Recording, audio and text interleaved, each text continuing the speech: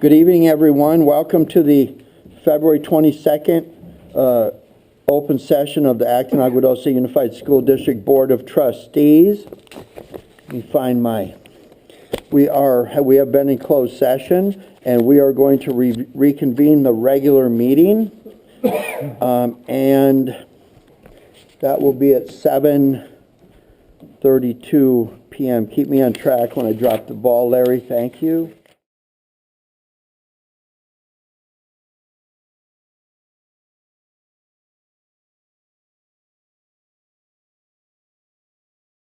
Tim, I liked your comments about the sports teams, because for a while it seemed that our sports teams were a bit on the dip, and I like what's happening, especially at the junior high, because that's the feeder program for our high school sports. Along those lines, I attended the Parent Information Night for parents of students who will become freshmen at Vasquez this fall. There was some discussion about verifying athletic eligibility as students matriculate from one campus to the next.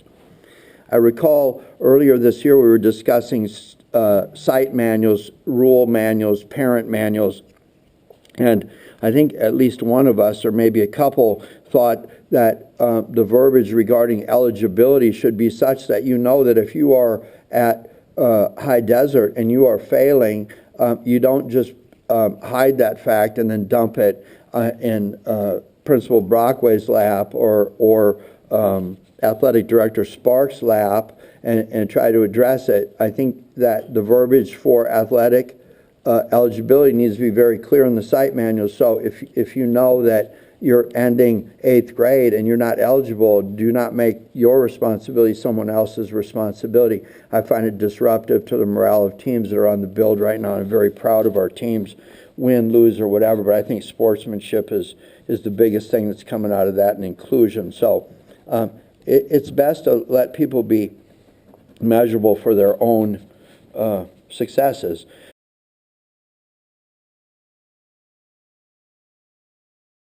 Next, I want to, I was really bored the other night, so I turned to social media, and I very much like issues where the fact pattern tends to be fluid. Lillian, thank you for your coverage. It was very clear about what happened in the election.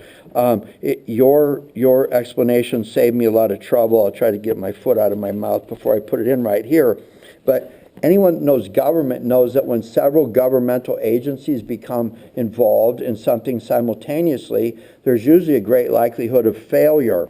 And so the bigger one that's focused on this is now forgetting about what our focus is. And I want you to know that this board for the past couple years has focused very hard on the safety of our students physically, socially, and educationally on our sites, to the point where we're running the parent who drops off birthday cupcakes through the equivalent of FBI background check with scans and cards and whatever. So if you pull up with your Scantron card and go through, I mean, even I can get in, so it's not that hard. But now suddenly there's some idea that we have voted to hold an election at our site. I mean, I'll lend you my GoCam stuff if you want to see, or read the newspaper or something. There's nothing in the minutes or anything that says that, but I appreciate your imagination. Now, I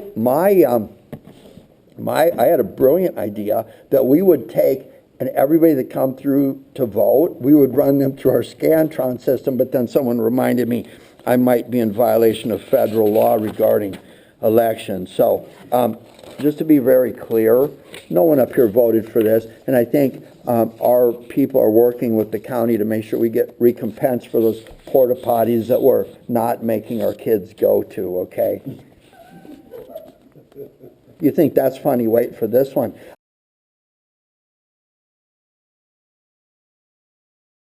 I want to talk about everyone's favorite topic, movie permits.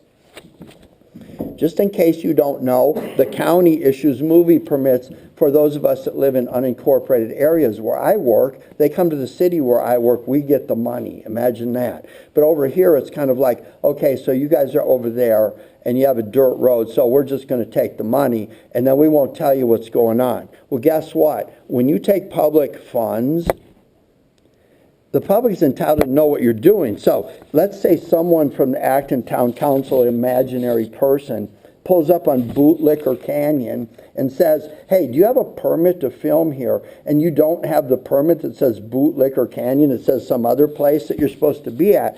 I don't imagine that builds a great deal of confidence or trust. And so when they start talking about shooting at the school, mysteriously the same person that don't know what Bootlicker Canyon looks like on a piece of paper is informing you what is and is not going to be happening at the school site. So it doesn't surprise me that people come defensive. I don't want to step on Acton Town Council's feet in this, but I do think that they're not just paranoid. I think some of their reaction to things that are meant to protect our community are valid, because, you know, if you tell them the truth, they're kind of okay people. I did say that. You can pay me later. Now, if you're going to permit for school, right, and you're going to make a decision to permit for school, and you're going to drop the consequences of that in my unknowing lap, and I'm going to take a bunch of heat for it, then I would suggest maybe you ought to come to me first and the rest of these people to find out whether or not you're going to allow photo shoots on the school. So do the math on that one.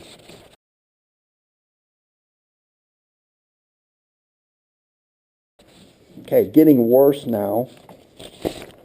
Finally, I want to share some news with you, and I support my I want to thank my board members for their support, but I need to let you know that the district has received a records request from the Office of the San Diego County District Attorney.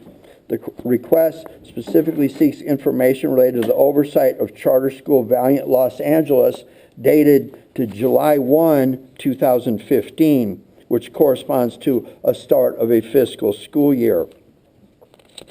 There's an ongoing criminal, not civil, investigation and trial in San Diego County related to the misappropriation of public funds in the neighborhood of $50 million. The 30,000, so part of this action seeks to recompense victims by recovery of funds through a court-assigned receiver.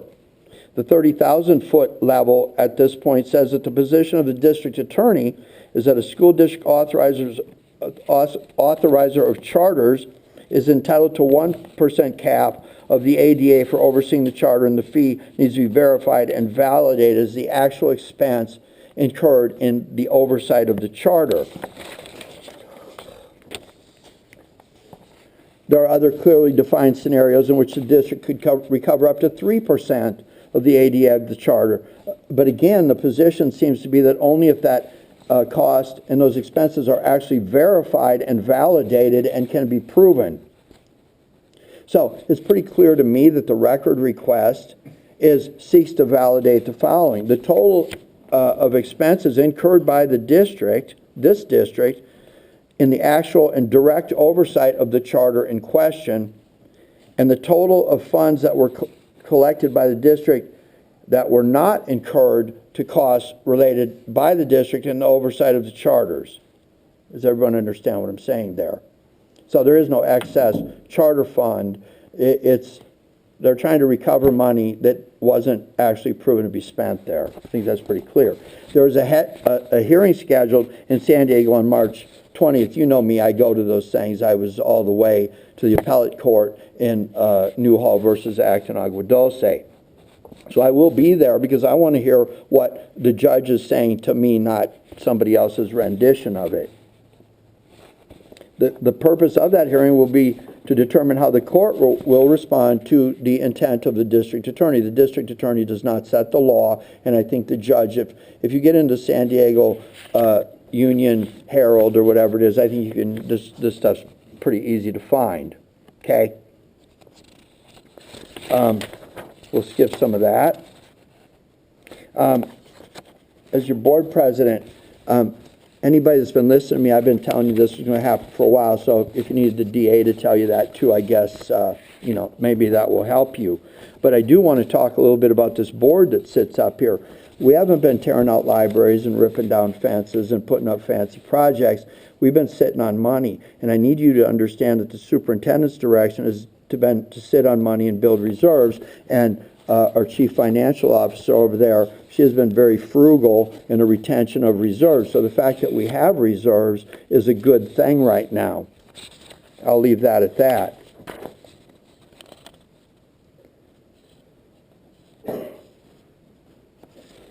So what I'm suggesting is that once we pass the March 20th deadline and have some clearer direction, we'll have a better idea of the intent of the court and the DA, and then in response, we will be holding an open, as we always do, open budget study session, and I think you're going to see that we're going to be able to respond to what we think might be happening. And I need you to know that when attorneys become involved and negotiations become involved, that sometimes everything that happens directs some of that to back there, and I think you all know that through public process. I want to end this by saying that I thank my fellow board members for supporting and making this statement in open session this evening, and that concludes my comments.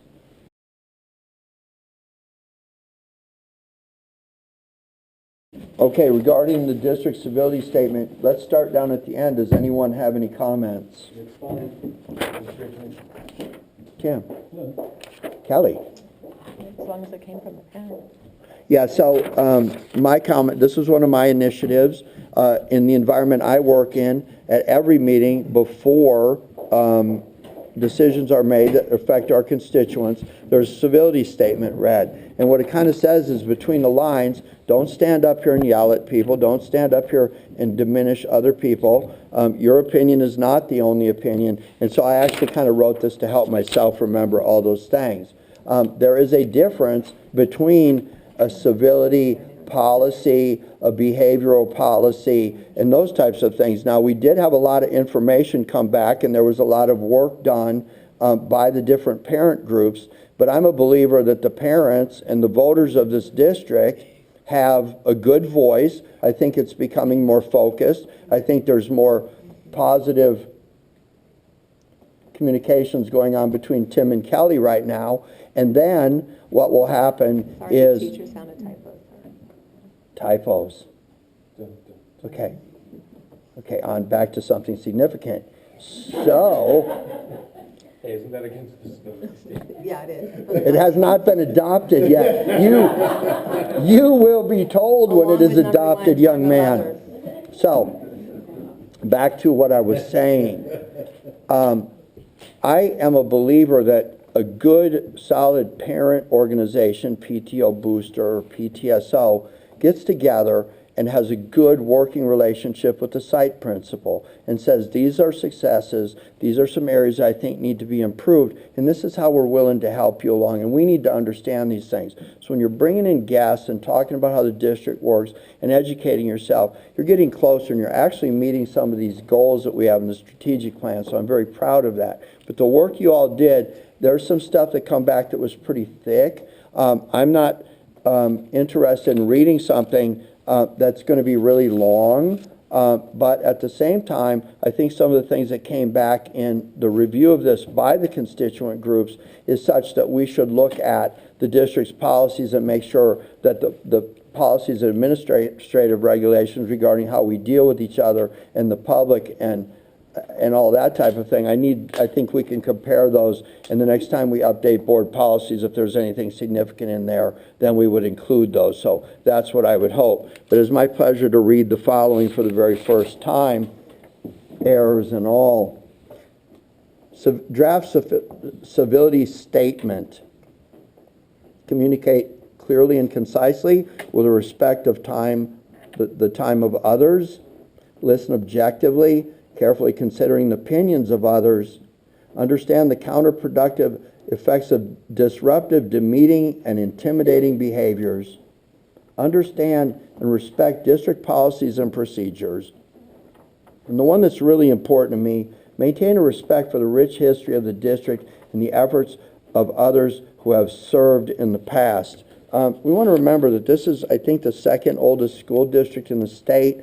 There were people doing governance before 1900 in this district. They, a string of a century of people setting policies and making decisions that have affected literally thousands and thousands of people who have gone out into this world and led productive lives as good citizens.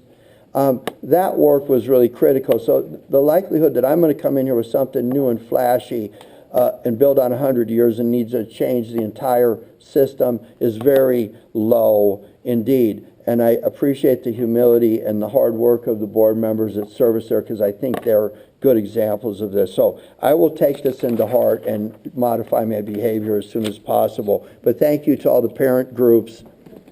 I don't need your affirmation. Thank you to all the parent work groups for the hard work you've done, and thank you, staff.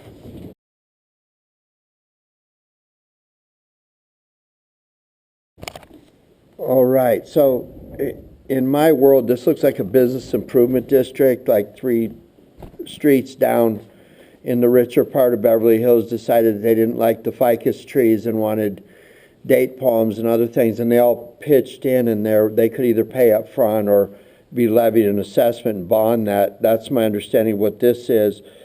Comparable. Also, if you were going to vote to put in a water line on your street, you might be assessed the value of that water line over 30 years. So these are kind of comparables to me.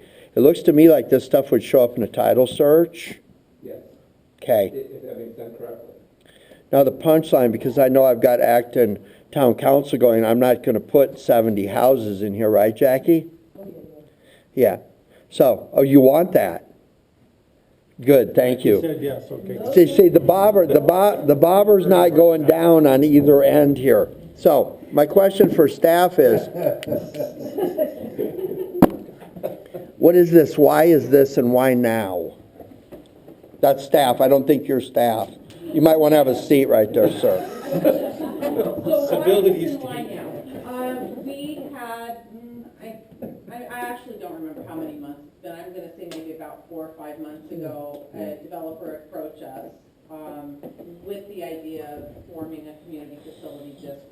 So where's the developer now? Is he here? Or them, or no? No. Are they willing to give $30,000 deposit tomorrow morning?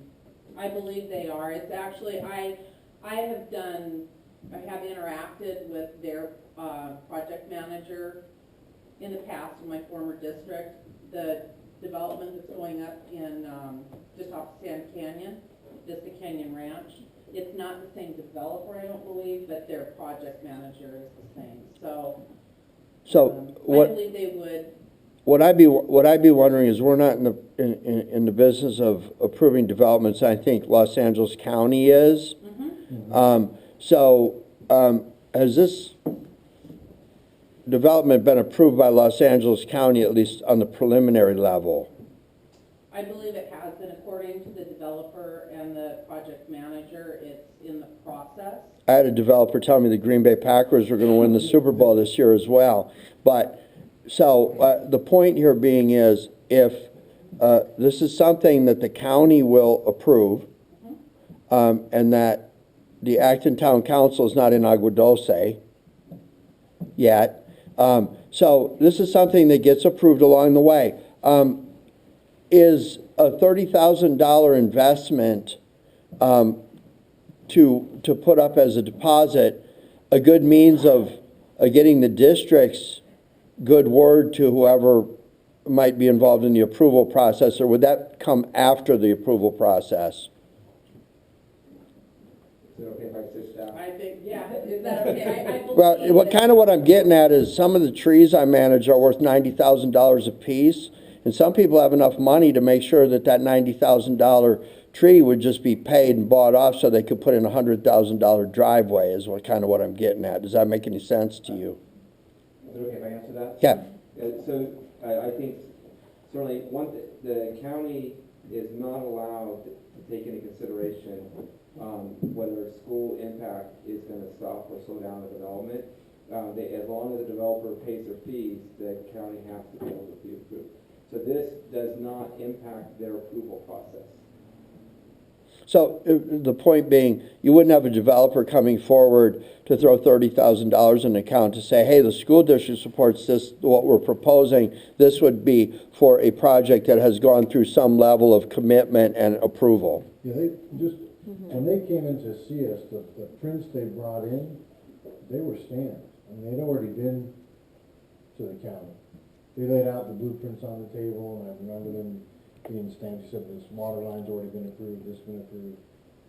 So I understand your role is to administrate this this process and make sure that the district has a policy in place that everybody can turn to and monitor, and then there's some annual load for doing that as work comes in or it doesn't. I understand that. Is the district pressed to be responsive to this developer anytime in the near future? No, there's no pressure. And so, if we weren't responsive by doing this, the normal fallback would be normal developer fees. Is that correct? But there's a piece that I think the board should know too that you spoke to us about in December regarding there's a negotiable concept to all of this, which is an important part of this, right? That's right. That's the only reason why you do it. So I think that's a little bit of the motivation of why the staff is making a recommendation for this. There's a point in time at which we would need Adam Bauer to sit on our behalf and help us negotiate certain things that would benefit the district. So short of him being ready to negotiate, if this were to kick off this development, we would be going back to the typical thing. My final question to you is, I think we spent some time into facilities plans and short of what the bond was supposed to do and what our priority list was, it sounds to me like short of things that are, you'd probably be looking at things that are 10 and 15-year lifespans and things like that, where you could put a priority list together and say, hey, our goal here is that when you contribute this, the outcome will be routed to this known effort in the district's facility plan. Does that make sense? Yes. Okay, and then finally, I'll close with this. There was a great deal of effort given during the last bond effort by someone who felt that, at least in the Santa Clarita Valley with the College of the Canyon bonds, that local students and their parents or them being taxpayers themselves were bonded for the development of a school, and then suddenly at some point the influx from people coming in elsewhere were prohibiting those same students from having access to the most basic of core classes, and that seemed to be very unattractive to some people as a means for bonds. So I do like the aspect of saying, if you're going to pay for this, that you have access to our school, and given our enrollment, I don't see that being a huge problem right now. So in summary, this is the developer saying, I'm trying to avoid the traditional means of doing this. I want to do this, but once you enter into a contract with those people, you don't go along later in the development process when everyone is freaking out at a town council meeting and say, oh, I don't support this. That's kind of the tongue-in-cheek side of this. Correct. Okay, thank you.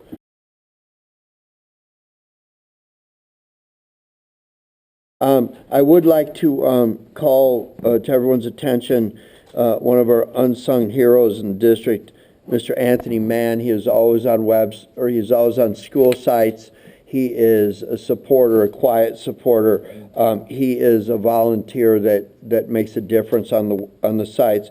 I also very much appreciate it that our resident deputy has come in and is just not punching the clock and driving through town a couple times, that he has actually been involved in some of the parent group meetings and has been very supportive in showing up when it was time to discuss some difficult issues. And I very much appreciate it when someone has questions and they come in and they have some concerns and things, and they're guided to these types of committees and stuff, and they actually participate and bring their concerns and actually add to the process instead of detracting from it on social media. So that's all I have to say there.